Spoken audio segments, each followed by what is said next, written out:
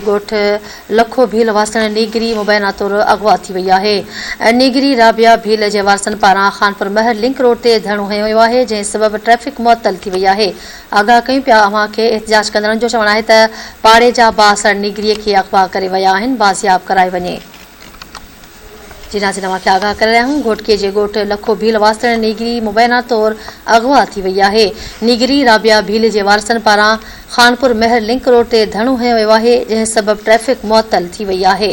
एहतिजाज कंदड़नि जो चवणु आहे त पाड़े जा बासर नीगरीअ खे अगवा करे विया आहिनि, खेसि बाज़ियाब कराए वञे।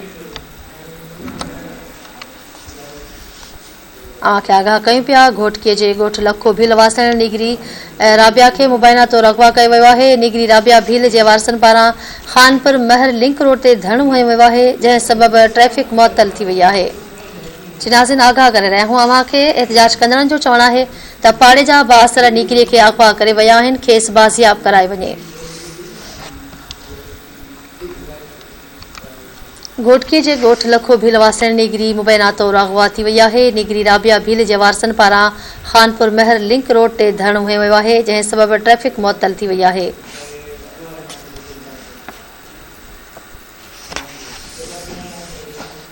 नाज़रीन, घोटकीअ खां धरती टीवी न्यूज़ जो रिपोर्टर जब्बार महर लाइन ते मौजूद आहे। जी जब्बार, कहिड़ा तफ़सील आहिनि?